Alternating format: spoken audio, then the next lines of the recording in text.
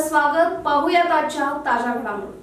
धर्मस्थळ म्हणजे जिथे माणुसकीला स्थान आहे, दीनदुबळ्या लोकांना मदतीचा हात देऊन त्यांचे जीवनमान उंचावण्याचा प्रयत्न करते तो धर्म. चांगले आचार विचार जोपासून मानव उद्धाराच्या विचारांप्रमाणे चालणे म्हणजे धर्म. गोरगरीब शोषित पीडितांची व्यथा जाणून घेऊन त्या व्यथा दूर करणे म्हणजे धर्म. आणि त्याच मार्गावर चालत गोरगरीब जनतेची चांगल्या विचाराने सेवा करत श्री क्षेत्र धर्मस्थळ संस्थेने धर्म टिकवण्याचे काम केले आहे. आणि ज्या पवित्र स्थळावर श्री वीरेंद्रजी हेगडे व हेमावतीजी हेगडे यांच्या पवित्र मार्गदर्शनामध्ये हे मानव कल्याणचे काम केले जाते, त्याच ठिकाणाला धर्मस्थळ असे म्हणतात, असे प्रतिपादन आडी मठाचे श्री परमपूज्य परमात्मा राज महाराज यांनी केले. ते श्री क्षेत्र धर्मस्थळ संस्थेच्या वतीने कोगनोळी येथील मराठी शाळेमध्ये घेण्यात आलेल्या श्री वरदलक्ष्मी महापूजन कार्यक्रमाच्या अध्यक्षस्थानावरून बोलत होते. उपस्थित मान्यवरांच्या हस्ते दीपप्रज्वलन करून कार्यक्रमाची सुरुवात केली. यावेळी बोलताना माजी जिल्हा पंचायत उपाध्यक्ष पंकज पाटील म्हणाले, धर्मस्थळ संस्थेच्या वतीने चांगले कार्य चालू आहे. उद्योग व्यवसायासाठी संस्थेच्या वतीने आपल्याला बचत गटाच्या माध्यमातून मदतीचा हातभार दिला जातो. त्या पैशाचा प्रामाणिकपणे योग्य ठिकाणी वापर करून आपण आपल्या कुटुंबाची आर्थिक उन्नती करावी आणि ज्या संस्थेने आपल्या कल्याणासाठी मदत केली आहे अशा संस्थेची परतफेड न चुकता करावी. संस्थेसाठी व जनकल्याणासाठी लागेल ती मदत आम्ही करू, असे ते यावेळी बोलताना म्हणाले. या कार्यक्रमाचे स्वागत प्रास्ताविक निपाणी योजना अधिकारी एच मंजुनाथ यांनी केले, तर चिकोडी जिल्हा निर्देशक विठ्ठल सालियान व मनाली माने यांनी आपले मनोगत व्यक्त करून संस्थेचे कामकाज व माहिती दिली. याप्रसंगी हजारो महिलांनी कार्यक्रमासाठी उपस्थिती दर्शवली होती. यावेळी लहान मुलांचे सांस्कृतिक कार्यक्रम व सर्वांच्यासाठी महाप्रसादाचे आयोजन करण्यात आले होते. यावेळी प्रमुख उपस्थिती माजी जिल्हा पंचायत उपाध्यक्ष पंकज पाटील, दत्तगुरू संस्थेचे चेअरमन सचिन खोत, निलेश खोत, देवांश अनाथाश्रमचे संस्थापक अमर पोवार, कोगनोळी ग्रामपंचायत अध्यक्ष अक्काताई खोत, ग्रामपंचायत सदस्या Swati Shintre, Prakash Kadam sir, Balasaheb Kagle, Dagdu Naik sir, Rajgonda Topan Patil, R K Navale sir, Umesh Patil, Kumar Patil, Pidab sir, Vitthal Murari Kolekar, Sachin Paret यांच्यासह कार्यक्रम नियोजन समितीचे सदस्य, वकुट अध्यक्ष, सेवा प्रतिनिधी व विविध सेवा संस्थांचे पदाधिकारी, ग्रामस्थ, महिला मोठ्या संख्येने उपस्थित होते. शेवटी सर्वांचे आभार कुर्ली वलय पर्यवेक्षक श्री अनिल दावणे सर यांनी मानले. SB न्यूजसाठी कोगनोळीहून अनिल नवाळे. आयोजकांना असं वाटलं होतं की थोडेसे खुर्च्या ठेवूया, परंतु खुर्च्या सुद्धा मात्र फुललेल्या नाहीत. बऱ्याच महिला खाली सुद्धा बसलेल्या आहेत. आजची मधली वाट जाण्याची तिथे सुद्धा महिला भरपूर भरलेल्या आहेत. एवढे ओढ इतकी आस्था या संस्थेविषयी जनतेमध्ये आहे. अन्यथा पुष्कळदा कार्यक्रम होत असतात, बोलावून सुद्धा माणसं येत नाही, ही अवस्था आहे. बोलावून सुद्धा येत नाही, परंतु या ठिकाणी भरपूर मात्रेमध्ये अनेक महिला इथं उपस्थित राहिल्या. याचा अर्थ त्यांना या संस्थेच्या मार्फत भरपूर मात्रेमध्ये लाभ होत आहेत. अडीअडचणी असतात आणि त्या अडीअडचणी भागविण्यासाठी ही संस्था त्यांना उदार हस्ते सहकार्य करीत असते. उदार मन पाहिजे. उदार मन असल्याशिवाय सहकार्य होणार नाही. गोरगरिबांना सहकार्य करण्यासाठी ही संस्था राबत आहे, भरपूर मेहनत घेत आहे. आणि म्हणून या संस्थेचा अतिशय विकास होत चाललेला आहे. एक आपल्याला उदाहरण सांगतो, कोणाचा विकास होतो त्या संबंधित उदाहरण सांगतो. एक व्यापारी होता. तो व्यापारी रोज पूजा करायचा लक्ष्मीची पूजा भरपूर करायचा, परंतु त्याला त्या व्यापारामध्ये यशच मिळत नव्हतं. रोज पूजा करायचा लक्ष्मीची, रोजच्या रोज पूजा चालू, परंतु त्याला व्यापारामध्ये यश मिळत नव्हतं.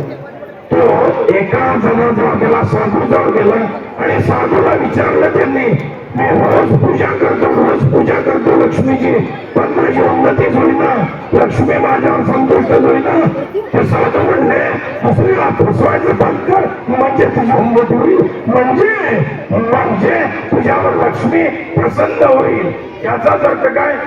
कित्येक जण वजन मापात फसवितात, कित्येक जण कुठल्या तरी नाना पद्धतीनं इतरांना फसवतात आणि त्यामुळे उन्नती होत नाही, लक्ष्मी त्यांना संतुष्ट होत नाही.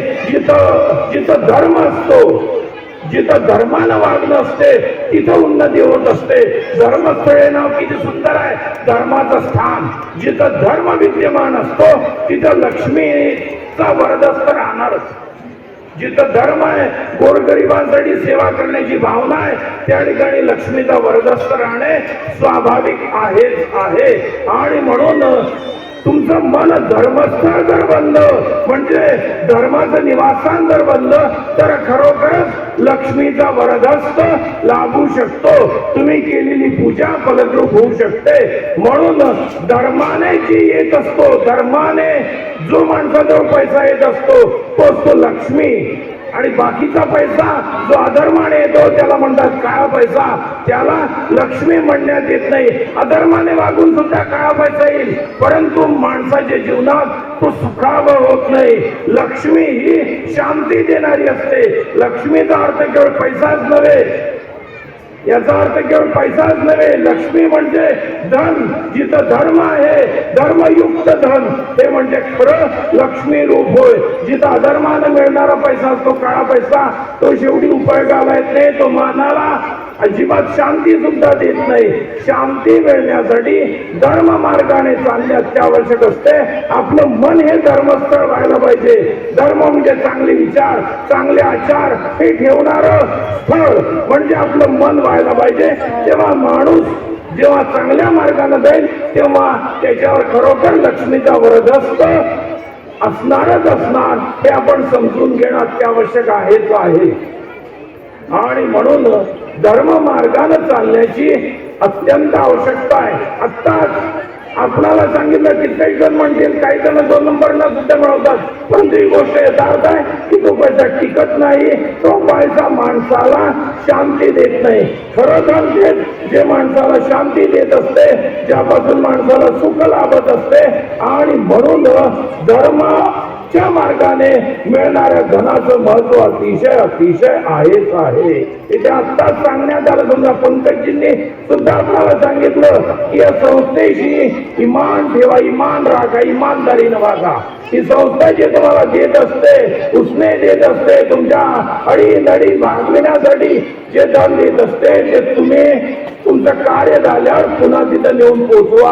कारण बुडवणे हा भाग योग्य नाही. जी संस्था लाखो लोकांना सहकार्य करीत आहे, लाखो माणसांच्या जीवनामध्ये आनंद आणत आहे, त्या चांगल्या संस्थेला, धर्मस्थळ सारख्या संस्थेला फसवणं योग्य असत नाही. तर फसवलं तर केवढ्या पुढचं होईल असं म्हणण्यात येत असते की काढलेलं कर्ज हे केव्हा ना केव्हा फेडावंच लागते. पुढच्या जन्मात कवना फेडावंच लागते. चांगली संस्था वाढावी यासाठी त्यांच्याकडून आपण घेतलेलं लोन सुद्धा फेडणं अत्यावश्यक असतेच असते. माणसाच्या जीवनामध्ये चांगलं वागण्याची आवश्यकता आहे.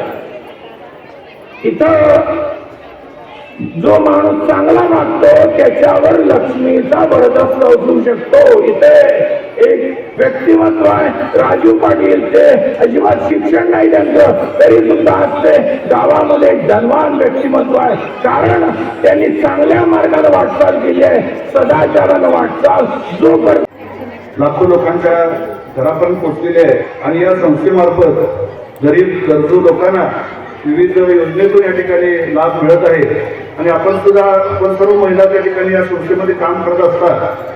बऱ्याच वेळेला या संस्थेच्या कार्यक्रमाला मला उपस्थित राहता आले. त्या ठिकाणी या संस्थेच्या वतीनं गोरगरीब मुलांना शिक्षणासाठी असू दे किंवा नवीन व्यवसाय करण्यासाठी सुद्धा ही संस्था मदत करत असते. आणि अशा या संस्थेला आपण या ठिकाणी निश्चितपणानं कायमपणानं सहकार्य केलं पाहिजे, अशा प्रकारची भावना आमच्या सर्व या ठिकाणी व्यवस्थित असलेल्या सर्व मंडळींची आहे.